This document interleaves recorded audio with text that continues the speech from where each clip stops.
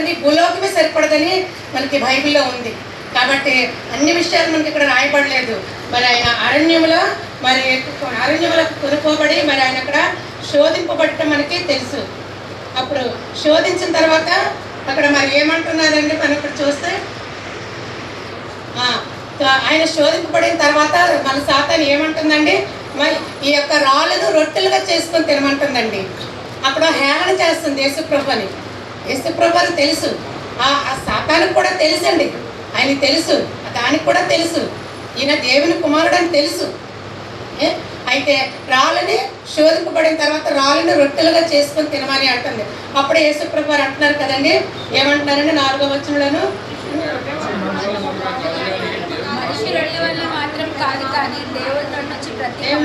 ప్రతి మాట వలన జీవించును.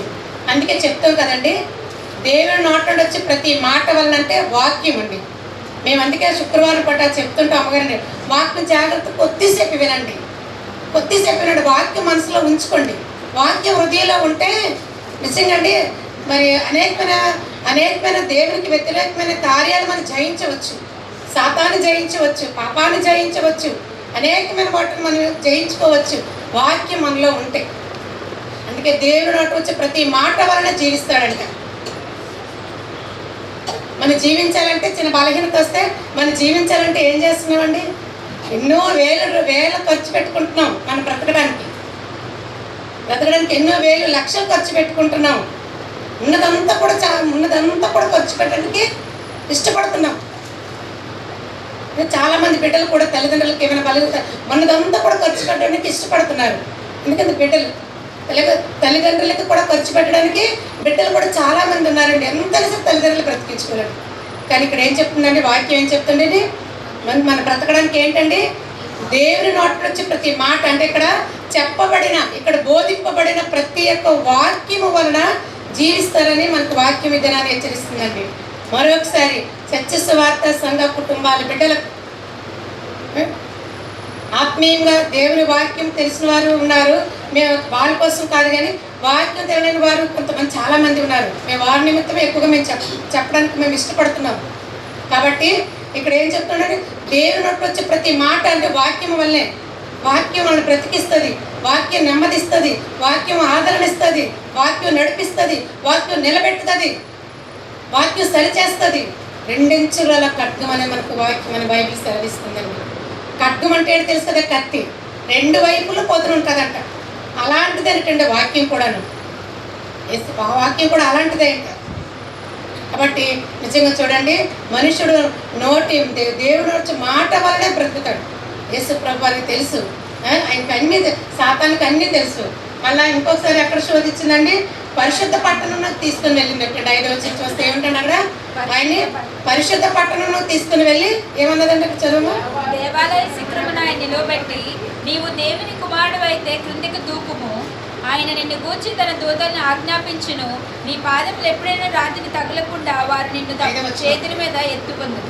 చూడమ్మా, ఇక్కడ పరిశుద్ధ పట్టణం గురించి మరి తీసుకుని వెళ్ళి నువ్వు దేవుని కుమారుడు కింద ఆల్రెడీ దేవుని కుమారుడు అని తెలుసు, దేవుని కుమారుడని, ఆయన దూకడనే తెలుసు, ఆయన మొక్కడని కూడా తెలుసండి, అన్నీ తెలుసు, తెలియనిది ఏమీ లేదు.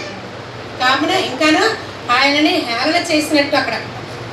కాబట్టి అందుకే చూడండి, ఇక్కడ పరిశుద్ధ పట్టణము అనగా మనం ఒక 2 విషయాలు చూద్దాం. పరిశుద్ధ పట్టణమును గురించి చూడండి, మరి యేసు ప్రభు వారు సిలువలను 7 మాటలు పలికేటప్పుడు 7వ మాట పలికి ప్రాణం విడిచిన వెంటనే మనకు అందరికి తెలిసి ఏం జరిగిందండి, దేవాలయపు తెర 12 చివరకు చెల్లింది, బండలు బద్దలయ్యాయి. బండలు బద్దలైన తర్వాత మరి ఏమైందన్న తర్వాత నిద్రించిన పరిశుద్ధుల శరీరములు సమాధి నుండి లేచి పరిశుద్ధ పట్టణమైన యెరూషలేములో అనేకులకు వారు అడ్డుపడినట్లు మరి ఇక్కడ ఎవరు రాశారండి, మత్తయి సువార్త 27:53లో ఉందండి. చూడండి, ఆ పరిశుద్ధ పట్టణంలో ఎవరండి వచ్చారు, నిద్రించిన పరిశుద్ధుల శరీరములు లేపబడ్డాయటండి. యేసు ప్రభు శిలువ మీద పడి 7వ మాటకి పరిశుద్ధుల యొక్క శరీరాలు లేపబడ్డాయంట. లేపబడి వారు ఎక్కడికి వెళ్ళారటండి, పరిశుద్ధ పట్టణమైన యెరూషలేములోకి వెళ్ళారంటండి. సమాధి నుంచి లేచిన తర్వాత అది ఎంతో అద్భుతం అండి. ఇప్పుడు బండలు బద్దలాగా ఓకే, అక్కడ అర్థం. తెర చినిగిందంటే అది పొల్లండి, శరీరాలు లేక పరిశుద్ధుల యొక్క శరీరములు సమాధులించి లేకపోతాయంటే అది ఎంత అద్భుతం అండి. ఇక్కడ ఏమి కూడా అబద్ధాలు రాయబడవండి పరిశుద్ధ గ్రంథాలు, సత్యము నిజమునండి. నిజము. చాలా మంది ఈ రోజుల్లో మనం చూస్తున్నాము, ఎంతో మంది అండి ధైర్యంగాను హైందవులు చాలా మంది అండి మరి అర్చకులు కూడా చెప్తున్నారండి బైబిల్లో సత్యం ఉంది. బైబిల్ అనేది ఏంటండి, బైబిల్ అంతా క్షమాపణే. ఎన్నిసార్లు ఎన్ని చేసినా సరే క్షమించమని నేర్పుతుందని అర్చకులు చెప్తున్నారండి. దేవాలయంలో అర్చకులు కూడా చెప్తున్నారు, నేను వింటున్నాను. కాబట్టి చూడండి, అలాంటిది ఈ పరిశుద్ధ పట్టణం అండి మరి అనేకులకు అగుపడినట్లు మత్తయి సువార్త 27:53 అక్కడ రాసిందండి. అలాగే ఇంకోటి చూద్దాము, పరిశుద్ధ పట్టణమైన మరి యెరూషలేములో ప్రత్యేకింపబడిన లేవీయులు కూడా నట్టండి ప్రత్యేకింపబడ్డారండి. లేవి ఒక జనాంగము, వాళ్ళు 284 మంది పరిశుద్ధ పట్టణంలో పరిచయం చేయడం ప్రత్యేకింపబడిన ఉన్నారంట అప్పుడు ఆ రోజులు అక్కడ. మరి ఇది నెహెమ్యా 1:18 రాయబడిందండి. అలాగే మరి ఇంకొక విషయం కూడా యెషయా 52:1 కూడా చూస్తే, పరిశుద్ధ పట్టణమైన యెరూషలేమా నీ సుందర వస్త్రములు ధరించుకొనుము అని యెషయా రాస్తున్నాడండి. పరిశుద్ధ పట్టణమైన మరి ఏముందండి, పరిశుద్ధ పట్టణమైన యెరూషలేమా నీ సుందర వస్త్రములు ధరించుకొనుము. ఇంకా వరకు మన ఉత్తర ప్రచిత్రంలో ఇంకా దీని వరకు వెళ్ళలేదండి, వెళ్ళేటప్పుడు దానికి ఎక్స్ప్రెషన్ మనకు వస్తుంది. చూడండి అక్కడ మరి యెషయా మరి పరిశుద్ధ పట్టణం గురించి రాస్తున్నాడండి. మరి అలాగే దానియేలు కూడా రాస్తున్నాడండి. దానియేలు మరి యెరూషలేమును పాడైపోయిన యెరూషలేమును గురించి ప్రార్థిస్తున్నప్పుడు గాబ్రియేలు దూత మరి అక్కడ మళ్ళీ దానియేలుతో మాట్లాడినట్టు కూడా అక్కడ రాస్తున్నాడండి. రాసినట్టు మనకు అక్కడ మరి దానియేలు కూడా పరిశుద్ధ పాడైపోయిన యెరూషలేమును గురించి మరి ఎంత వేదనతో ప్రార్థిస్తున్నట్లు దానియేలు గ్రంథంలో రాయబడిందండి. అలాగే మరి ఇక్కడ 6వ వచనంలో మనం చూస్తండి, 6వ వచనము చదవండి.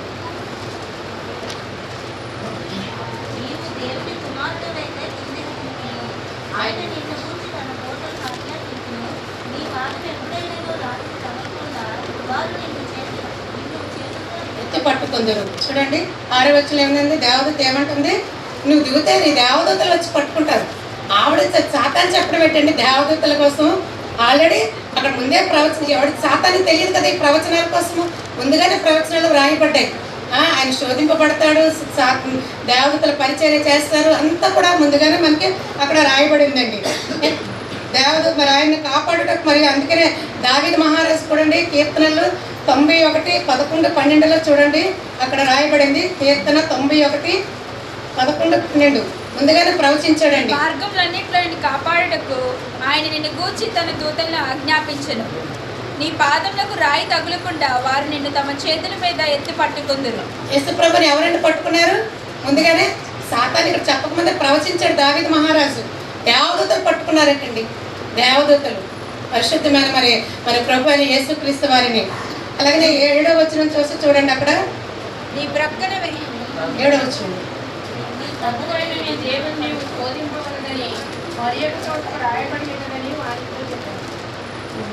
చూడండి ఇక్కడ ప్రభు అని నీ దేవుని శోధింపవలదని మరి ఒక చోట అంటే మనకు తెలుసు కదండి, ఎక్కడండి రాయబడిందండి, కీర్తన తర్వాత చూద్దాండి. ప్రభు అని దేవుని శోధింపవలదని చెప్పడం జరిగింది. మరి ఇశ్రాయేలీలు కూడా మనకి ఇశ్రాయేల్ సంగతి మనకు తెలుసు, ఎన్నో అద్భుతాలు చేశాడో దేవుడు ఇశ్రాయేల్ ప్రజలు ఐగుప్తులు చేశాడు. తన జనాంగమైన వారి కోసం 3 ఏర్పరచుకున్నాడు వారిని విడిపించటకు. మరి మిరియామును కూడా మరి స్త్రీలలో ఎంచబడిన మిరియామును కూడా ఏర్పరచుకున్నాడు ఇశ్రాయేల్ జనాంగముని విడిచిపెట్టకు. మరి అలాంటి ఇశ్రాయేలు కూడా మరి అనేక చోట్ల కూడా మరి దేవుని శోధించినట్లు మనకు తెలుసండి. అలాగే నిర్మాకాండము 17:7 అక్కడ చూడండి శోధించారు కదండి. అక్కడ శోధించినప్పుడు ఆ స్థలానికి అక్కడ ఏం పేరు పెట్టారండి, ఒక దానికి మస్సానియు మెరీబా అని పేరు పెట్టారు. అప్పుడు ఇశ్రాయేలు చేసిన వాదమును బట్టి యెహోవా మన మధ్య ఉన్నాడా లేడా అని వారు యెహోవాను శోధించిన బట్టి అతడు ఆ చోటికి మస్సానియు మెరీబా అని పేరు పెట్టారు. మస్సా అంటే శోధించుట, మెరీబా అంటే వాదము. కాబట్టి చూడండి మరి అక్కడ ఏం చేస్తారండి, యెహోవాను వారు శోధించిన తర్వాత వారు ఏం పొందుకున్నారు, ఇంకా చాలా డీటెయిల్స్ ఉన్నాయండి. వాళ్ళు శోధింపబడిన తర్వాత వారు ఏమయ్యారు, వారి పరిస్థితులు ఏమయ్యాయి, అక్కడ వారి పరిస్థితులు ఏమయ్యాయి. అయినప్పటికైనా మన దేవుడు ప్రభు మన దేవుడు గొప్పవాడు. ఆయన మరి నిజంగానండి ఎంతో మనల్ని క్షమించటకు ఆయన ఇష్టపడినవాడు, క్షమించటకు ఆయన ఇష్టపడి ఆయన క్షమించాడు కనుకే నిజంగా ఈ దినాన్ని మనం ఈ రీతిగా మరి ఇశ్రాయేల్ పట్ల దేవుడు ఇచ్చిన వాగ్దానాలు మన పట్ల కూడా ఆయన ఇంకనూ నెరవేరుస్తూనే ఉన్నాడు. మీ దేవుడని యెహోవాను శోధించినట్లు ఆయన శోధింపకూడదు అంటే మరి చూడండి, మీ దేవుడని యెహోవాను శోధించినట్లు ఆయనను శోధించకూడదు. నేనైతే అర్థం చేసుకున్నానంటే మోషేని అనుకుంటున్నానండి. యెహోవాను శోధించినట్లు ఆయనను శోధించకండి అంటే దేవుని సేవకుడైనా, దేవుడు ఏర్పరచుకున్న సేవకుడైనా మోషే అని వారు అక్కడ శోధించినట్లు మరి నేనైతే దానికి అర్థం చేసుకున్నానండి. యెహోవాను శోధించినట్లు ఆయనను శోధింపకూడదు అని అక్కడ వ్రాయబడిందండి. అలాగే మరి యెషయా గ్రంథంలో కూడా అక్కడ పరిస్థితులు బట్టి యెషయా గ్రంథంలో అంటే మరి అక్కడ పరిస్థితులను బట్టి ఆహాజ్ అనే రాసినాడండి. అతను కూడా ఏమంటున్నాడండి, నేను యెహోవాను శోధింపను అని అక్కడ రాజు అంటున్నాడండి. అలాగే అపోస్తుడైన పౌలు కూడా అంటున్నాడంటండి. 1 కొరింథీ 10:9 కూడా చదవమ్మా. 1 కొరింథీ 10:9.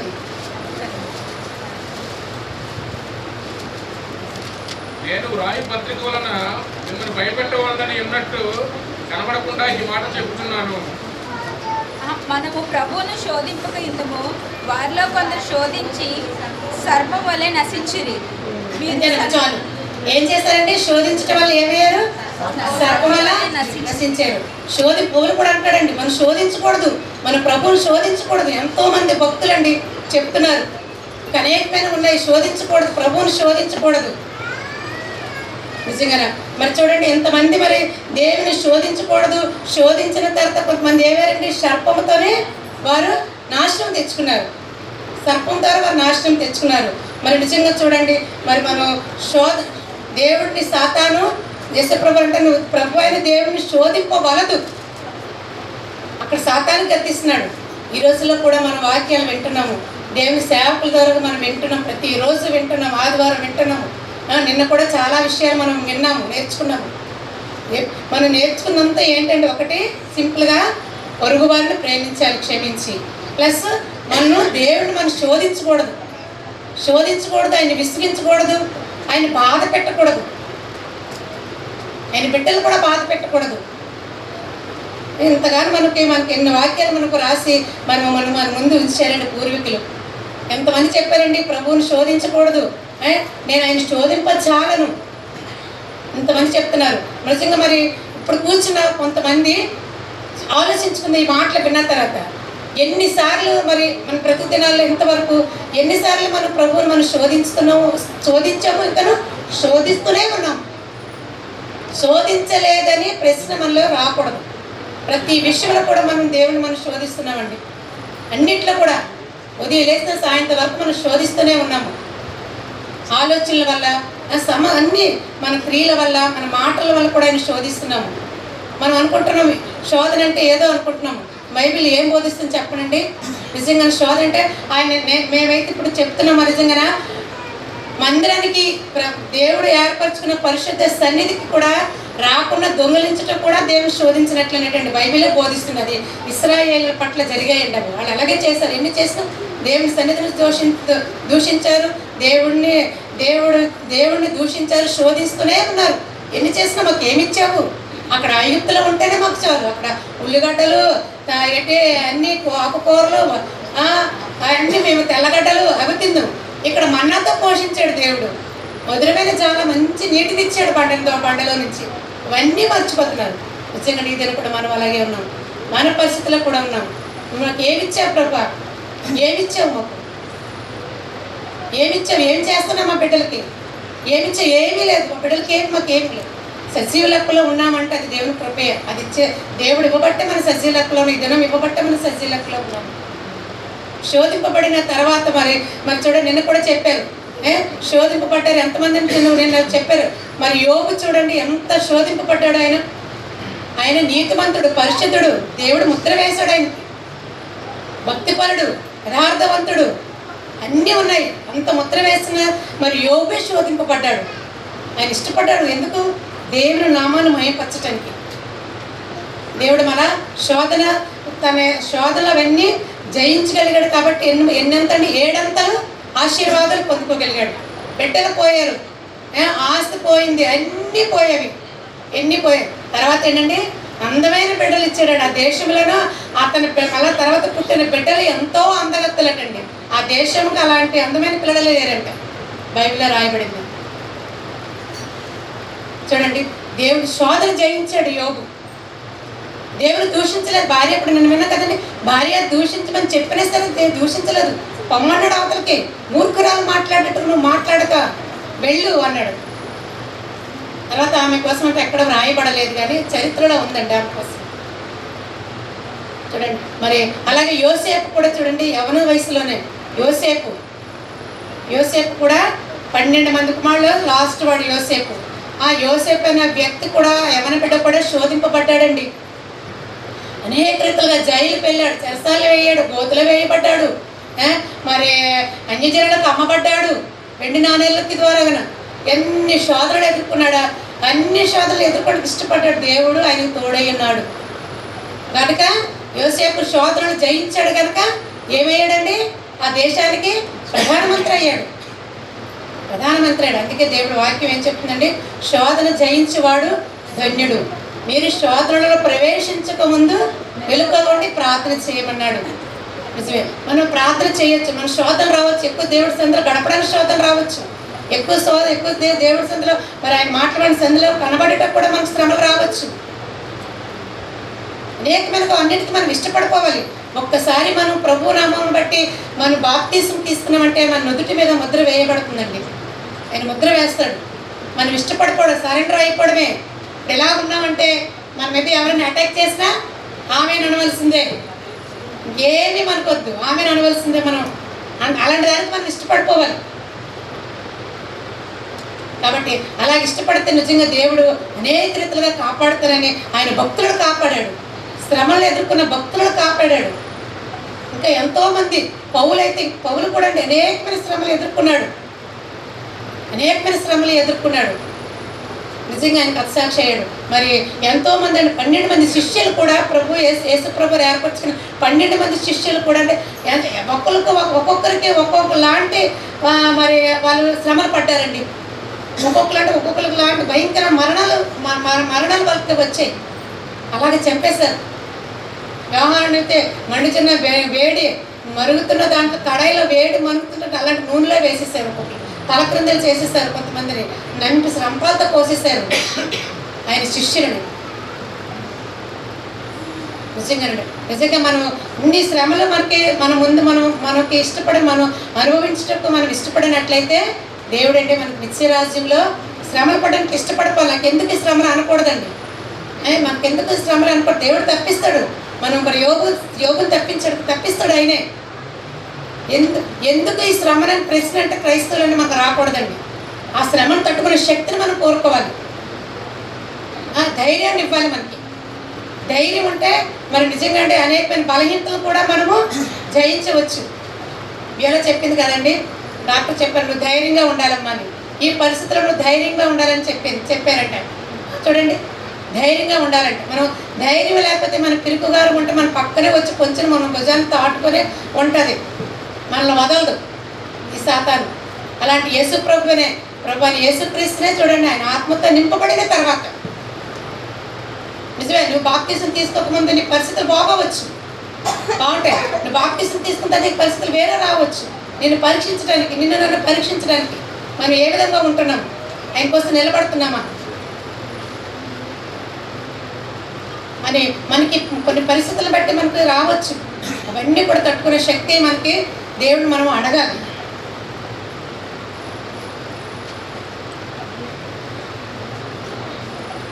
అలాగే చూడండి ఇక్కడ మరి న్యాయాధిపతులు 6వ అధ్యాయము 36 నుంచి 40 చూడండి. అక్కడ న్యాయాధిపతులు 6వ అధ్యాయము 36-40 వచ్చింది. 6వ అధ్యాయం 36 నుంచి 40 చూడండి.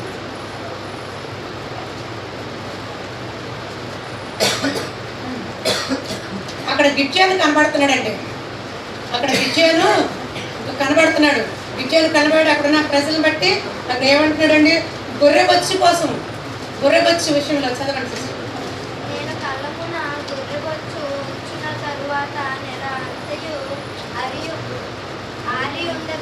అమ్మా నువ్వు చదవద్దు, అందరికీ వినపడాలి, కుర్చీలో కూర్చుని చదవండి, నువ్వు చదివితే అందరికి వినపడతలేదు. 6వ అధ్యాయము 36 నుంచి 40. అప్పుడు గిద్యోను, నీవు సెలవిచ్చినట్టు నా చేత ఇశ్రాయేలును రక్షించు ఉద్దేశించుచున్నాడట. నేను కళ్ళమున గొర్రెబొచ్చు ఉంచిన తర్వాత నేల అంతయు ఆవి ఉండగా ఆ గొర్రెబొచ్చు మీద మాత్రమే మంచి పండు నేలను నీవు సెలవిచ్చినట్లు ఇశ్రాయేలును నా మూలముగా రక్షించుకొని నేను నిశ్చయించుకొనినని దేవునితో అనెను. అంతా వద్దుగానండి. అక్కడ గిద్యోను ఏమంటున్నాడండి? గిద్యోను ఏమంటున్నాడు? శోధింప సెలవిమ్ము. ఒక్కసారి అడుగుతున్నాడు మళ్ళీ ఆ బొచ్చి విషయంలోను, ఆ బొచ్చి విషయంలోను అక్కడ ఏమంటున్నాడు? నాకు ఇంకో శోధించినప్పుడు నాకు సెలవిమ్ము అడగని వెంటనే అక్కడ దేవుడు ఏం చేశాడంటే ఆ బొచ్చి మీద మంచు పడకుండా చేశాడండి. అక్కడ అద్భుతం, బొచ్చి మీద మంచు పడకుండా మిగతా ప్లేస్ అంతా మంచు పడిందండి. చూడండి ఎంత గొప్ప దేవుడు, ఎన్ని కార్యాలు చేశాడు దేవుడు. అలాగే సంఖ్యాకాండం చూడండి, సంఖ్యాకాండం 14:22లో కూడా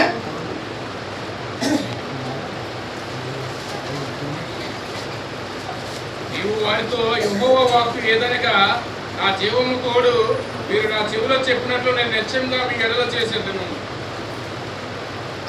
14వ అధ్యాయం 22వ వచనం. నేను 5 రోజులు అరణ్యములోను చేసిన సూచక్రియలను నా మహిమ చూచిన ఈ మనుషులందరూ ఈ 10 మారులు నా మాట వినక నన్ను పరిశోధించిరి. చూడండి ఇక్కడ ఏమంటున్నాడండి? అక్కడ మరి నా మహిమను చూచిన ఐగుప్తులోను అరణ్యములోను నా మహిమను చూచిన ఈ మనుషులు. చూడండి అక్కడ ఎంత పాపం విసిగిపోయాడండి. ఈ మనుషులు అంటే ఎవరు? ఇశ్రాయేలీయులు. ఈ మనుషులు నన్ను పరిశోధించిరి. చూడండి ఎన్ని అద్భుతాలు చేశాడండి, ఎన్ని అద్భుతాలు. ఎర్రసమరి ఒక సముద్రాన్ని 2 పాయలుగా చేసి వారిని నడిపించాడు, ఆ మరణం నుండి వారిని తప్పించాడు. ఎన్ని చేసినా సరే శోధిస్తూనే ఉన్నారు. మనం కూడా అలాగే ఉన్నాం, ఒప్పుకోవాల్సింది తప్పదు. మనం కూడా అలాగే ఏమన్నామండి? ప్రతిరోజు కూడా మనం శోధిస్తున్నామండి, ప్రతిరోజు కూడా మనం శోధిస్తున్నాము. అందుకే ఇక్కడ ఇదని ఈ యొక్క మాటలు నేను తీసుకోగలిగాను. అక్కడ ఏంటంటే ఫస్ట్ మరి అక్కడ దేవుణ్ణి మరి కొండ మీద పరిశుద్ధ పట్టణం తీసుకుని వెళ్ళింది, రాళ్ళు రొట్టెలుగా చేసుకోమన్నది. మళ్ళీ ఆయన ఏం చేసింది? శోధిస్తుంది. సాతాను శోధిస్తుంది. సాతాను నా వెనక్కు పో, ప్రభు అయిన దేవుని రొక్కు. ప్రభు మన విషయంలో కూడా ఆవిత్తగా ఉంటున్నాడు, మన విషయంలో కూడా అలాగే ఉంటున్నాడండి. ఆయన దీనిమెల్ల కూడా మనల్ని ప్రేమిస్తున్నాడు, మనల్ని ఆదరిస్తున్నాడు, మనల్ని నడిపిస్తున్నాడు, మనల్ని పోషిస్తున్నాడు. ఆయన కోపం రాదండి, రావట్లేదు. కానీ ఒక దినాన్ని వస్తుంది, ఆయనకు వస్తుంది. బైబిల్లో కూడా ఉంది. మరి ఆయన ఎదుటి ఎవ్వరు కూడా నిలవబడలేము. ఒక దినం వస్తుంది. ఆ దినం మనం అక్కడ నిలబడకుండా ఉండటానికే ఈ క్రమము. మనకి భూమి మీద ఉన్నప్పుడే మనం అన్నీ సరి చేసుకోవడానికి, అన్నీ ఒప్పుకోవడానికి. చూడండి మరి ఇది ఎంతమంది శోధించిన ఇశ్రాయేలీల పట్ల ఎంత విసిగిపోయారో ఆయన. తర్వాత శోధించినప్పుడు మరి అనేకమైన పరిస్థితులు బట్టి వారు అనేకమైన శ్రమల గుండా వెళ్ళారండి, శ్రమల గుండా వస్తాయి. అందుకనే దేవుని నామాన్ని దూషించిన, దేవుని సన్నిధికి క్రమము తప్పకుండా మరి క్రమాన్ని తప్పి రాకుండా ఉన్న వాళ్ళ విషయంలో కూడా దేవుడు శోధింపబడుతున్నాడండి, శోధింపబడుతున్నాడు. చాలా మంది ఇంకా కూడా ఆదివారాలు మరి ఇంకా వారు సద్వినియోగం చేసుకోలేకపోతే ఈజీగా తీసుకుంటున్నారు. ఇప్పుడు మన వాక్యాలు మనం చదువుకుంటున్నామంటే 40 రోజులు ధ్యానం చేసుకుంటున్నామంటే ఇది ఒక ఈ సంవత్సరం మరి తరుణం ఇచ్చాడేమో నీకు నాకు సరి చేసుకోవడానికి. ఒక్కసారి మనం పరీక్షించుకుందాం. ప్రభా నిజమే, ఇంతవరకు నా ప్రతిదినాల్లో నేను ఎన్నిసార్లు ఈ మందిరానికి నేను వెళ్లకుండా ఉన్నాను అనొచ్చు. మీకేమి, మీరు ఖాళీగా ఉన్నారు, మీరు రావచ్చు. మీరు రిటైర్ అయిపోయారు, సేవకే సమర్పించుకున్నారు, మీరు రావచ్చు. మాకేంటి అనుకోవచ్చు, అనుకుంటాం, తప్పదు. అనుకునే పరిస్థితులు కూడా ఉన్నాయి మాకు కూడా. కాబట్టి మనం గద్దింపబడిన తర్వాత, వాక్యం విన్న తర్వాత మన గద్దింపుకు మనం లోబడకపోతే పరిస్థితులు వేరేగా ఉంటాయి. అంటే సమయము అనుకూలంగా ఉన్నప్పుడు వాక్యం సంధికి రావాలి. ఒక్కొక్కసారి ఏంటంటే ఈజీగా మన ఆదివారాన్ని దొంగలిస్తాం. ఈజీగా జయించలేకపోతున్నారు. ఆ శోధన, చిన్న శోధనలు మనం జయించలేకపోతున్నాం. ఇలాంటి పెద్ద పెద్ద భక్తులు ఎదుర్కొన్న శోధనలు ఎలా ఉంటాయి మనకని. అందుకని అలాంటి శోధనలు మనం పెట్టడానికి యేసుప్రభువు ఇష్టపడలేదు, మన పూర్వీకులు ఇష్టపడ్డారు. మనకైతే యేసుప్రభు వచ్చిన తర్వాత, ఆయన బోధించిన తర్వాత, ఆయన ఏర్పరచుకున్న సేవకులు భక్తుల ద్వారా మనకు రాయబడిన తర్వాత మనకు అట్టి శ్రమలు లేవండి. ఇష్టపడలేదు అలాగే మనకు శ్రమలు కూడా పెట్టడానికి. వేరే ఉంటే పరిస్థితులు, ఒక దినం నువ్వు నిజమే నేను రేపు ఆదివారం నన్ను ఎవరైనా దేనికైనా రమ్మంటారు, ఈజీగా రమ్మంటారు, వెళ్ళిపోవచ్చు. దాని ఒక ఆదివారం ఎవరికే ఉంది, దేవుడు నన్ను క్షమిస్తాడు, క్షమించడు అనుకుంటాం. కానీ దాని పరిస్థితులు తర్వాత కొంచెం వేరేగా ఉంటాయి. ఎందుకంటే అది పరిశుద్ధ దినం ఆయనది, మంద కాదు. 7 దినాలు మనవి, 6 దినాలు మనవి, 7వ దినం ఆయనది. ఆయన దానికి ఇవ్వడానికి మనం ఇష్టపడాలి, ముందుగానే మనం సిద్ధపడిపోవాలి. మనం అందుకే దేవుడు మరొకసారి ఈ సంవత్సరం మనల్ని సజీవ లెక్కలో ఉంచాడంటే ఈ 40 దినాలు కూడా మనము దేవుని సన్నిధిలో మనం చేసుకొని మనం తిన్నగా నిలబడడానికి మనం ఇష్టపడాలండి, ఇష్టపడాలి. కొన్ని చిన్న వాటికి మనం చేసుకోకపోతే ఇంకెట్లా ఉంటుందండి? మనం ఆశీర్వదింపడానికే చెప్తున్నాం. మీరు, మీ బిడ్డలు, మీ కుటుంబాలు మీరు ఆశీర్వదింపడానికే మేము ఇష్టపడుతున్నాము. నిజమే.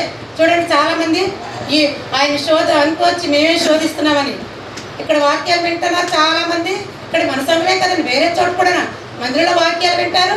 వెళ్ళాక వారు మరి ఈ లోకంలో ఉన్న పారంపర్య ఆచారములు పాటిస్తున్నారు, అయ్యే ఆచారాలు కూడా వెళ్తున్నారు. ఇంతమంది సేవకులు సంఘాల్లో బోధిస్తున్నారండి, ఈ విషయాల కోసం కూడా బోధిస్తున్నారు. ఆచారాలు, మన ఆచారాలకు వాళ్ళు రావాలి, మనం ఏం చేస్తున్నాం, వాళ్ళ ఆచారాల్లో అనుసరిస్తున్నాం. తప్పదు, పరిస్థితులు ఏం చేయాలి? తప్పదు, పరిస్థితులు ఏం చేయాలి? అప్పుడు తర్వాత పరిస్థితులు బట్టి ఏం చేస్తున్నారంటే నలిగిపోతున్నారు. వాళ్ళు నలిగిపోయి దేవుడి సన్నిధిలో మరి వారి హృదయాలు చీల్చుకుంటూ ప్రార్థన చేస్తున్నారు, పశ్చాత్తాపడుతున్నారు కూడా. ఇప్పుడైతే మనం ఇలాంటి వాక్యాలు మనం వింటున్నామంటే ఎందుకండి బైబిల్ గ్రంథం మనకి ఎందుకంటే రాయబడింది? అంత ఈజీగా రాలేదు మన చేతులకి పరిశుద్ధ గ్రంథం. ఎన్ని త్యాగాలు చేశారండి. మేము చదువుతుంటున్నాం కదా, త్యాగాలు ఏ విధంగా బైబిల్ చేతికి వచ్చిందో ఆ వెనక్కి బైబిల్ తాలూకు హిస్టరీ మేము చదువుతుంటుంటే భయం పడుతుంది, ఈ పరిశుద్ధ గ్రంథం ఎలాగ వచ్చింది అని. ఇప్పుడు నేను చెప్పిన వాళ్ళందరి కోసం వాళ్ళ యొక్క చరిత్ర మేము చదువుతుంటుంటే భయం పడుతుంది. చాలా పెద్ద చరిత్రలు ఉన్నాయి ఒక్కొక్కరికి. ఎంతగానో ప్రభా నువ్వు మాకైతే ఆవగించిన శ్రమ కూడా మాకు పెట్టలేదు అనిపిస్తుంది. వీళ్ళు పడిన శ్రమలు మేము చదువుతుంటే ఇది ధ్యానం చేసుకున్నప్పుడు ఆవగించిన శ్రమ కూడా మాకు పెట్టలేదు ప్రభా. నువ్వు ఎంత దయగలవాడవయ్యా. నిజమే. ఎందుకు ఆయన బాధ కలుగుతుందండి? మనకి చిన్న చిన్న వస్తున్న బలహీనతలను దేవుడు మనం తప్పిస్తున్నాడు, నీ ప్రార్థన ఆలకిస్తున్నాడు. నిజంగా ఈ పిల్లగాడి గ్రామస్తుల కంటే మీ యొక్క ఇరుగు పొరుగు వారి యొక్క బాధ్యత కూడా మీదేనండి. రక్షింపబడిన వారు మరి ప్రతి ఒక్కరిదే బాధ్యత అండి. ఇరుగు పొరుగు వారికి రక్షింపబడే రక్షణ లేదా? మీ కుటుంబంలో రక్షణ లేదా? బిడ్డలకు రక్షణ లేదా? లేకపోతే భర్తలకు రక్షణ లేదా? భార్యలకు రక్షణ లేదా? బాధ్యత ఎవరిదండి? మీదే. ఆయన ఏమీ అడగలేదు. మేము మన ధనాన్ని అడగలేదు, మన బంగారాలను అడగలేదు, మన బిల్డింగ్లను అడగలేదు, ఆస్తులు అడగలేదు, పొలాలు అడగలేదు, బ్యాంకులో వేసిన ఫిక్స్డ్ డిపాజిట్లు అడగలేదు. ఏమీ సమయం అడుగుతున్నాడు. కొంత సమయం ప్రార్థన చేయండి, ఓర్పుతో సహనంతో ప్రార్థన చేయండి వారి నిమిత్తం. అంతే, ఏమి చెప్పదు. ప్రార్థన చేయమంటున్నాడు. మీరు వెళ్ళి బోధించండి, వాళ్ళని పట్టుకొని రమ్మని చెప్పట్లేదండి. ప్రార్థన చేయండి అంతే. తప్పకుండా ఒక దినాన్ని నువ్వు వచ్చి చూస్తావు. తప్పకుండా అలాగా వచ్చి మారినైతే మీకు ఎంత సంతోషం వేస్తుందండి. ఒక్కసారి కరుణం గారు ఎవరి కోసం ప్రార్థన చేశారు, వాళ్ళు వచ్చి దేవుడి సందర్భం ఆవిడ గారి ముందు ఇక్కడ చుట్టూ ఆరాధిస్తే ఎంత సంతోషం వస్తుంది అప్పటికి. అంత దానికన్నా సంతోషం ఇంకేమీ లేదండి. కాబట్టి ఇక్కడ చూడండి, సాతాను మరి ఇక్కడ యేసయ్య 11 వచ్చిన తర్వాత చేసింది దేవదూతల వరకు యేసుప్రభువుని పరిచర్య చేసినట్టు చివరిగా ఉందండి. దేవదూతలు పరిచర్య చేశారండి. మన దేవుని బిడ్డలైతే, దేవునికి మనం ఇష్టంగా ఉన్నట్లయితే దేవదూతలు మనకు పరిచర్య చేస్తున్నారు. ఆల్రెడీ దేవదూతలు పరిచర్య చేస్తున్నారు మనలో చాలామంది. దేవుడు తన దూతల ద్వారా ఆదుకుంటున్నాడు, నెమ్మదిస్తున్నాడు, స్వస్థతలు ఇస్తున్నాడు, పరిస్థితులన్నీ దేవుడు అనుకూలపరుస్తున్నాడు. చిన్నగా మనం జయించమంటున్నాడు. పెద్ద మనకు పెట్టలేదండి. భక్తులకి ఆ రోజులు ఆనాడు భక్తులు పెట్టాడు పెద్ద శ్రమలు. నిజంగా ఎప్పుడైతే ప్రస్తుతం పరిస్థితుల్లో కొంతమంది ఆయా రాష్ట్రాల్లో సేవకులు మరి పడుతున్నారండి బాధలు. నిజంగా నార్త్ ఇండియన్స్ అటు సైడ్ అండి నిజంగా సేవకులు కొంత తెలియదు కానీ రహస్యంగా బయట పెడతలని చాలా శ్రమలు ఎదుర్కొంటున్నారు సేవకులు అండి. నిజంగా బహిరంగంగా ఆరాధించుకోవడానికి ఇష్టపడతలేదు. ఒకసారి మైకిల్ గారు వాళ్ళ పెద్ద పాప చెప్పిందండి నిజంగా నాకు, అంటే ప్రార్థన చేయండి భారంగాన అటు సైడ్ మేము కూడా ఆదివారం వెళ్ళాలంటే మాకు కూడా భయం వేస్తుందండి. ఆదివారం మందిరానికి వెళ్ళి మేము ఆరాధించుకోలేకపోతున్నామండి. అక్కడ చాలామంది హింసిస్తున్నారండి, సేవకులు కూడా చాలామంది హింసిస్తున్నారంటే చెప్పింది. మనకైతే మంచి దేవుడు ఏం చేశాడండి, ఆయన సేవకుల ద్వారా కానీ మనకి ఆయన సేవకుల ద్వారా మనకి ఏం చేసి మంచి మందిరము, మళ్ళంగా మంచి ఏసీలు, ఫ్యాన్లు, బెంచీలు అన్ని సమస్తం ఇచ్చారు. దేవుడు చక్కగా ఇచ్చాడు. మన మాటను బట్టి మనం ఏం చేయాలండి, మనం దేవుడిని ఇంకా ఎక్కువగా మనం స్తుతించాలి. దేవుడి సన్నిధికి వచ్చి ఉంటాం క్రమము, ఒక దేవుడి సన్నిధిలో ఉన్నామంటే ఎంతో క్రమంగా ఉండాలంటండి. దాని విషయంలో కూడా మనం దేవుడిని శోధించినట్లని మన మధ్య సేవకులు కూడా చెప్తున్నారు. కొంత సమయమే కదా మనం గడుపుకుంటాం దేవుడి సన్నిధిలో. ఆ ఉన్న కొంత సమయం కూడా మరి ఆయన శోధించినట్లు మనం ఉండకూడదంట, ఆయన బాధ పెట్టేటట్లుగా మనం ఉండకూడదని మరి వాక్యమే, బైబిలే మనకు బోధిస్తుంది. ఇశ్రాయేలు ప్రజల నుంచి వస్తుందండి. కాబట్టి మరి యేసు ప్రభువు ఏ విధంగా అయితే సాతాన్ని జయించగలిగారో మనం ఏంటి అడగాలండి, దేవుడిని మరి జయించిన శక్తిని అడగాలి. మనం ఆయన దగ్గర శక్తిని పొందుకోవాలి. శక్తిని పొందుకున్నట్లయితే మనము సమస్తాన్ని మనం జయించగలము. అయితే మరి ఈరోజు మరి సాతాను దాన్ని కూడా మనం జ్ఞాపకం చేసుకున్నాం కాబట్టి మరి సాతాను యొక్క దాని యొక్క నిజాలండి కొన్ని బైబిల్లో రాయబడ్డాయి. అయితే నేను కొన్ని చెప్తానండి. ఒకటి ఏంటంటే, పతనము కాకమునకు ఇతనికి లూసిఫర్ అని పేరు కలదని మన అందరికీ తెలుసు. ఏంటండి పతనము కాకముందు, అంటే భూమి మీద త్రోసివేయబడక ముందు దానికి లూసిఫర్ అని పేరుందని మనకి యెషయా 14:12 రాయబడిందండి. అలాగే రెండు ఇతడు దేవుని తోటయందు ఏదోనిలో ఉన్నాడటండి. దేవుని తోటయందు ఏదోనిలో కూడా ఉన్నాడంటే యెషయా 28:13 రాయబడిందండి. 3 ఇతడు దేవుని అభిషేకమునందనే కెరూబు దేవుని అభిషేకమునందిన కెరూబు అని పేరు కూడా ఉందటండి. యెషయా 28:14. ఇవన్నీ కూడా సాతాను కోసం యెషయాలో ఎక్కువగా ఉందండి. అలాగే 4వది ఇతడు అమూల్య రత్నములతోనూ బంగారముతోనూ అలంకరింపబడినదటండి. ఏంటండి, అమూల్య రత్నములతోనూ బంగారముతోనూ అలంకరింపబడిన సాతానటండి. యెషయా 28:13లో ఉంది అది కూడా. 5 ఇతనికటండి గొప్ప సంగీత ప్రావీణ్యం కలదటండి. సాతానికి ఏంటండి, గొప్ప సంగీత ప్రావీణ్యం కలదని యెషయా 28:13లోనే ఉంది. 6 ఇతడు పూర్ణ జ్ఞానమునకు సంపూర్ణ సౌందర్యమునకు మాదిరికరమైన వాడటండి. ఈ సాతాను ఏంటండి, పూర్ణ జ్ఞానమునకు సంపూర్ణ సౌందర్యమునకు మాదిరికరమైన వాడని యెషయా 28:12లో రాయబడింది. మళ్ళీ 7 మరి ఇతడు గర్వము వలన పడిపోయినట్లు యెషయా 28:17లో రాయబడిందండి. ఇతడు గర్వము వలనే పడిపోయిందండి. గర్వపడింది కదండి, దేవుడికని హెచ్చించుకుని పరలోకంలో హాయిగా ఉండవలసింది. గర్వపడి హెచ్చించుకుంది కాబట్టినే భూమి త్రోసివేయబడింది. చూడండి మరి అలాంటి పరిస్థితులు దీనికి ఇంకా ఉన్నాయండి. నేను తర్వాత మళ్ళీ చెప్తాను. ఇంకా సాతానికి ఇంకెక్కడెక్కడ ఏ పేర్లు మరి దీనికోసం రాయబడిందో నేను తర్వాత మళ్ళీ నేను చెప్పేటప్పుడు చెప్తాను. అందుకే కదండి యేసు ప్రభువారు ఏదేని తోటలోనండి శోధన మీరు మరణము కాకుండానట్లు ఏదేని తోటలోనూ అన్ని వృక్షాలు పెట్టాడు. మధ్యలోనూ వృక్ష ఫలాలు తినొద్దన్నాడండి ఆదాముని అవని. ఎందుకు తినొద్దన్నాడు? వారి శ్రమల గుండా వెళ్ళకూడదు, వారిని మరణం రాకూడదు, వారు శోధింపబడకూడదు అనేటండి ఆ ఏదైనా తోటలో శ్రేష్టం ఆ మధ్యలో ఉన్న వృక్ష ఫలములు తినొద్దని చెప్పినప్పుడు సాతాను ఏం చేసిందండి, వెళ్ళి శోధించింది. పడిపోయారు, శోధనకి లొంగిపోయారు. వాళ్ళు లొంగిపోయిన తర్వాత ఏమయ్యారండి, తర్వాత ఏమైందో మనకి తెలుసు. చూడండి, తినకూడనిది యేసు ప్రభువు ఏదైతే వద్దు అన్నాడో అది మానేస్తే బాగుంది. వాళ్ళు ఏం చేస్తారు, అక్కడ వెంటనే సాతాను లాలన మాటలు చేసింది. లాలించగానే ఆ లాలన మాటలకు సాతాను ఆదాము అవ్వ లోబడిపోయింది. ఆ శ్రేష్టమైన అంత పండు కోసం దేవుడు ఏది తినొద్దు అన్నది మానేయాలి. ఎక్కడికి వెళ్ళొద్దు అన్నాడు అక్కడ మనం వెళ్ళకూడదు. ఎటు వెళ్ళమంటే అటేనే వెళ్ళాలి. దేవుడు జంతువులు వాడుకున్నాడండి, వెళ్ళకూడదని చోటకి వెళ్ళొద్దని. జంతువులు గాడిదను కూడా వాడుకున్నాడు, మనుషులు వినటం లేదండి.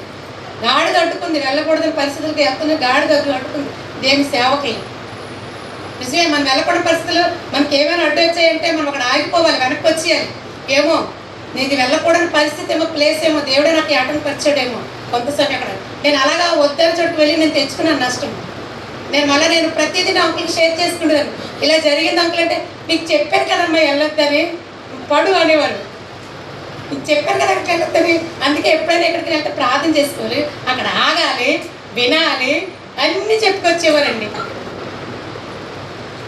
ఏది తినకూడదు, వెళ్ళకూడదని చెప్పి మనం వెళ్ళకూడదు. విగ్రహారాధులకి మనము విగ్రహారం చేసిన వారికి కూడా మనం ప్రోత్సహించకూడదటండి. అలా ప్రోత్సహించినా సరే మనం దేవుని శోధించినట్లే. అన్యజనులను మనం ప్రోత్సహించినట్లయితే శోధించినట్లే. మరి ఆయన శోధిస్తే ఇశ్రాయేలు ప్రజలు ఏం పొందుకున్నారో మనకు తెలుసు. కాబట్టి ఆయన మనం శోధించినట్లయితే మనకి తర్వాత మన వాక్యాలు వింటూ ఇంకొన్ని మనం ఆ విగ్రహారాధన జోలికి వెళ్ళడం, దగ్గర రావడం, వాటిని మనం ప్రేమించినట్లయితే పరిస్థితులు వేరేగా ఉంటాయండి. అందుకే వాక్యం చెప్తుంది, ఏదైనా క్షమిస్తాడు కానీ విగ్రహారాధనని క్షమించనని చెప్తుంది. నేను ఒక సిస్టర్ నాకు ఫోన్ చేసింది మ్యారేజ్ కోసం. ఇలాగా వాళ్ళ రిలేటివ్ ఉన్నారు, వాళ్ళు హైందువులు విగ్రహారాధకులు. వీళ్ళు చూస్తే క్రైస్తవులు. మరి వాళ్ళ పాప అంటే ఇప్పుడు 40 రోజులు ఉపవాసం ఉండి బాప్తిసం తీసుకోవడానికి ఇష్టపడుతుందంట. అక్కడ చూస్తే వాళ్ళు చూస్తే అబ్బాయి గలాలు హిందువులు. ఏం చేయాలి? అక్కడ నన్ను అడిగారు ఏం చేయమంటూనే, అవతలే మా పాప ఇలా బాప్తిసం తీసుకుంటానంటుంది, అవతలే నేను ఒక మాట అడగమంటారని అడిగింది. అడగమ్మా, మీ రిలేషన్ కాబట్టి తప్పులేదు, అడగడం తప్పులేదు, పరిస్థితులు ఎలా ఉంటాయో అప్పుడు మీరు దీనికి రెడీ అయిపోవచ్చు. అడగడం తర్వాత మళ్ళీ నింద, ఎందుకంటే మరి ఇంటి ఆడపిల్ల కాబట్టి నిందలు వేస్తారు కాబట్టి నీకు ఆ శోధన ఉండకుండా అడగడం మాత్రం నువ్వు అడిగేయాలి అంతే. మీరు క్రిస్టియన్ మ్యారేజ్ చేసుకుంటారా? చేస్తారు, కానీ అబ్బాయిని బాప్తిసం బలవంతం చేయొద్దానండి. బాప్తిసం తీసుకోవాలి, అబ్బాయి ఇప్పుడే తీసుకోవాలని బలవంతం చేయొద్దు. కానీ క్రిస్టియన్ దేవుడి సందరూ వివాహం జరగాలి. మీ పాప బాప్తిసం అవతలలో అడ్డు రాకూడదు, అది నువ్వు క్లియర్ చేసుకో అని చెప్పగానే సరే నేను అడుగుతానండి అని అన్నారు. కానీ మళ్ళా డౌట్ నాకు తెలుసు, వాళ్ళు ఒప్పుకోరనే తెలుసు. అప్పుడు అడగడం మంది పరిస్థితులు అడగడం నువ్వు అడగాలన్నమాట చెప్పారు. అయితే అమ్మాయి మాత్రం నేను చేసుకుంటే రిలేషన్ అనేది చేసుకుంటే నేను క్రిస్టియన్ మ్యారేజ్ నేను చేసుకుంటాను, హిందూ మ్యారేజ్ నేను చేసుకోను అని అదే పట్టుదలతో ఉందండి. నేను అదే వాళ్ళ మదర్ నాతో చెప్తున్నప్పుడు అన్నాను, అదే పట్టుదలతో ఉంది కాబట్టి ఇప్పుడు మీరు చేసుకున్న అబ్బాయి కంటే దేవుడు మంచి సంబంధాన్ని ఇస్తాడు మీ అమ్మాయికి, తప్పకుండా ఇస్తాడు. 10 రోజులు మీరు ఇలాగ అన్నారని నువ్వే అందుగానే నేను చెప్పాను. చూడండి ఎలా ఉంటున్నాయి పరిస్థితులు. లొంగిపోకూడదండి, దేవుడు అన్ని బాగా చూసుకుంటాడు. దేవుడి చేతిలో మనం పెట్టేస్తే, ఆయన చేతిలో మనం ఉంటే, మన బిడ్డలు ఆయన చేతులకు అప్పగించుకుంటే ఆయనే చూసుకుంటాడు అన్నీ. మనకి ఆయన దేవుడి వాక్యాలే మనకు ఆధారం, దేవుడి వాగ్దానాలే మనకు ఆధారం. ఆయన నుండి వచ్చే ప్రతి మాట వలన మనం బ్రతుకుతామని సెలవిస్తుందండి. ఈరోజు మనం ఒక్కటే జ్ఞాపకం చేసుకోవాలి, ప్రభువా నీ వాక్యం వింటూ నీ వాక్యం మమ్మల్ని బ్రతికిస్తుంది, నెమ్మదిస్తుంది, నడిపిస్తుంది, ఆదరణ ఇస్తుంది, బ్రతికిస్తుంది. నీ వాక్యం మాకు స్వస్థతిస్తుంది. నువ్వైనా వాక్యం వాళ్ళ ఫలించలాగా మేము జ్ఞాపకం చేసుకునేలాగా నీ పరిశుద్ధాత్మ సహాయం మాకు దయచేయమని మనం ఎప్పుడు కూడా పరిశుద్ధాత్మ సహాయమనే మనం కోరుకోవాలి. దేనికైనా సరే దేవుడు పరిశుద్ధాత్మ సహాయం కావాలి. శాతాన్ని జయించాలంటే, శోధనను జయించాలంటే, యేసుప్రభుని మనం శోధించకుండా ఉండాలంటే పరిశుద్ధాత్మ దేవుడు సహాయం మనకు కావాలి. కాబట్టి ఈ రాత్రికాల సమయంలో మరొకసారి దేవుడు మనల్ని హెచ్చరిస్తున్నాడు ఈ మాటల ద్వారా. మనం చర్చ చేసుకుందాం. ఈ 40 రోజులు కూడా దేవుడు మనందరికీ ఒక మంచి తరుణం ఇస్తున్నాడు, సజీలకులో ఉంచాడు. చర్చ చేసుకున్న ప్రభా నేను దేని విషయం శోధిస్తున్నానేమో, లేకపోతే నా బిడ్డలు శోధిస్తున్నారేమో, మేము శోధిస్తున్నామేమో, దయతో మమ్మల్ని క్షమించు ప్రభా. అట్టి పరిస్థితులు కూడా మేము వెళ్లకుండా మమ్మల్ని మేము సరి చేసుకోగలుగుటకు ఒకటి జ్ఞానము, తెలివి, అట్టి విశ్వాసము, ధైర్యాన్ని ఆనాడు భక్తులకి ఇచ్చినావు, మాకు కూడా ఈరోజు మాకు దయచేయమని దేవుడి సందరూ అడుగుదాము. దేవుడి కొద్ది మాటలు ఆశీర్వదించిన గాక. హల్లెలూయా. చక్కని మాటలు మనము విన్నాం. శోధన గురించి, యేసు ప్రభు శోధింపబడిన పరిస్థితిని మరి జ్ఞాపకం తెచ్చారు.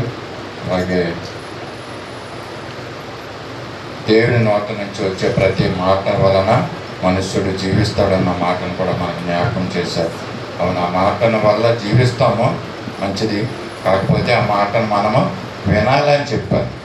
అంటే దేవుని నోట నుంచి వచ్చే ప్రతి మాట వల్ల జీవిస్తారని మనం చెప్పడంలో మనం జీవించాం. ఆయన యొక్క మాటను మనం వింటే మనం జీవిస్తామన్న విషయాన్ని మనం గ్రహించుకోవాలి. అలాగే యోసేపు గురించి ఆయన ఏ విధంగా శోధింపబడ్డాడు, అన్ని శోధనలు ఉన్నప్పటికీ కూడా మరి ఆయన పరిశుద్ధతను కాపాడుకున్నాడు. ఆయన అందుకనే ఆ యొక్క దేశ ప్రధానిగా మరి యోసేపును దేవుడు ఆశీర్వదించాడు. ఇటువంటి శోధనలు సహించాలని మరి ఈ దినాల్లో మనం నేర్చుకున్నటువంటి విషయాలు మంచి విషయాలు. మరి ఎటువంటి శోధనలు వచ్చినప్పటికీ కూడా మనము మరి కదలకుండా మరి యోసేపులాగా దేవుని యేసుక్రీస్తులాగా మనము మరి ముందుకు వెళ్ళాలి, విశ్వాసంలో బలపడాలని తెలియజేస్తున్నాను. ఈ మాటలు సమయంలో ఈ యొక్క వాక్యము ఫలించేలాగా ఆఖరి ప్రార్థన చేయడానికి మన మధ్యనటువంటి దేవుడి బ్రదర్ ముందుకు వచ్చి ఈ యొక్క ప్రార్థన చేయవలసిందిగా కోరుతున్నాం. చెప్పబడిన మాటలు మనం ఇక్కడ ఆశీర్వాదకరంగా బలభరితంగా అయినట్లు, అలాగే ఈ యొక్క కార్యక్రమం దేహమై మధ్యలో జరిగించినందుకు మరి ఆఖరిగా ప్రార్థన చేసుకుందాం. పరలోక ప్రార్థన ఆశీర్వాదంతో మనం సెలవు తీసుకుందాం. ప్రార్థన చేసుకుందాం. పరిశుద్ధ ప్రేమలు మా ప్రభావం మీకు వందన స్తోత్రాలు తండ్రి. మాకు మరోసారి ప్రేమించడానికి ఎవరైనా ఈ లైఫ్ దేశంలో తండ్రి నేను ఉపవస్తున్నాను అతను తండ్రి మందిలో ప్రవేశపెట్టి మీ వాక్యాన్ని వినడానికి తండ్రి మీరు ఇచ్చిన సమయాన్ని బట్టి మీకు వందన స్తోత్రాలు మా ప్రభావ. అవును మా ప్రభు తండ్రి వాక్యం వింటుండగా తండ్రి నేను మా జీవితాలు మార్చబడతాయి మా ప్రభావ తండ్రి. కఠోరమైన హృదయాలు మీరు మార్చగలరు మా ప్రభావ తండ్రి. మీ వాక్యం తండ్రి కట్కంతో తండ్రి రెండంచెల కట్కంతో తండ్రి కీళ్ళను మూలుగును విభజించినంత మట్టుగా లోపలకు దూరి తండ్రి మా హృదయాల్లో పనిచేస్తుంది మా ప్రభావ. అవును మా ప్రభావ వాక్యాన్ని నోటితో చెప్పడం కాకుండా హృదయాల్లో భద్రపరుచుకున్న రీతిగా తండ్రి మేము మర్చుకున్నట్లయితే మా ప్రభావ తండ్రి శోధనను తప్పించబడతాం మీరు మాట్లాడుతున్నారు మా ప్రభావ. అవును మా ప్రభావ మా నిత్య జీవం తండ్రి మా జీవం తండ్రి అయ్యా నువ్వే మార్గము సత్యము జీవం అయినారు మా ప్రభావ తండ్రి. మీరు తప్ప మాకు ఏ మార్గము లేదు మా ప్రభావ తండ్రి. కేవలం వెంబడించి తండ్రి మీ కొరకు అనేకంగా ధ్యానించి మా ప్రభావ తండ్రి అనేకమైన చరిత్రను తెలుసుకోవడానికి మీరు చేసిన కృపను బట్టి మీకు వందనాలు స్తోత్రాలు మాకు. అలాంటి ఇశ్రాయేలు ప్రజలు తండ్రి దేవుని శోధించి తండ్రి అనేక శాపంలో పడిపోయినారు మాకు. అటు రీతిగా కాకుండా తండ్రి మరోసారి తండ్రి మమ్మల్ని అనేక సార్లు తండ్రి మమ్మల్ని హెచ్చిస్తున్నారు, హెచ్చరిస్తున్నారు మా ప్రభావ తండ్రి. అటు రీతిగా తండ్రి వాక్యాన్ని పరిచయం పెట్టకుండా తండ్రి వాక్యాన్ని జీవించడానికి దానికి ఆచారంగా తండ్రి 40 రోజులు గడపకుండానైనా ప్రతిరోజు తండ్రి కొత్త విషయాలు నేర్చుకుని మా హృదయంలో భద్రపరుచుకుని అటు రీతిగా జీవించడానికి తండ్రి రానున్న దినాల్లో సహాయం చేయమని కూడిచిన బిడ్డలందరినీ ఆశీర్వదించి బలపరచుకుని సహాయం చేయమని యేసునామములో అడిగిపెడుతున్నాం తండ్రి. అందరూ లేచి నిలబడదాం. పరలోక ప్రార్థన ఆశీర్వాదం. పరలోకమందున మా తండ్రి, నీ నామం పరిశుద్ధపరచుకొని కాక, నీ రాజ్యం వచ్చిన కాక, నీ చిత్తం పరలోకమందు నెరవేర్చినట్టు భూమి మీద నెరవేరును కాక. మాకు కావాల్సిన అందిన ఆహారం నేడు మాకు దయచేయండి. మా రుణస్తులను క్షమించిన ప్రకారం మా రుణము క్షమించండి. మమ్మల్ని శోధనలకు తగ్గ కీణ్యం తప్పించండి. ఎందుకంటే రాజ్యము బలము మహిమ నిరంతరం నీవైనావు తండ్రి. ఆమె తొట్టిల్లకుండా మన కాపాడుటకును తన మహిమ ఎదుట ఆనందంతో మన నిర్దోషునిగా నిలబెట్టుటకు శక్తి గల మన రక్షకుడైన యేసుక్రీస్తు యొక్క కృప, మన అద్వితీయ దేవుని దివ్యమైన ప్రేమ, పరిశుద్ధాత్మని యొక్క అన్యోన్య సహవాసము, సత్య సువార్త సహవాసము సకల పరిస్థితులకు ఇప్పుడు ఎల్లప్పుడూ సదాకాలం తోడే ఉండి నడిపించును గాక. ఆమేన్.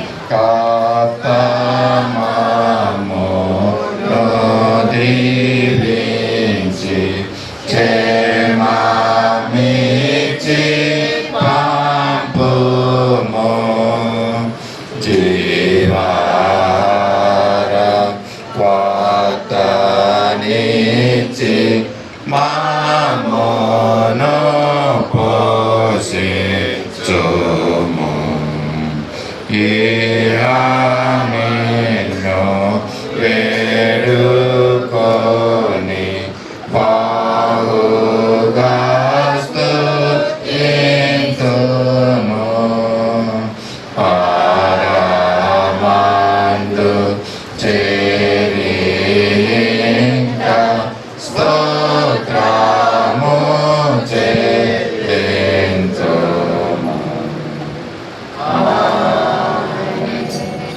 అందరికీ వందనాలండి.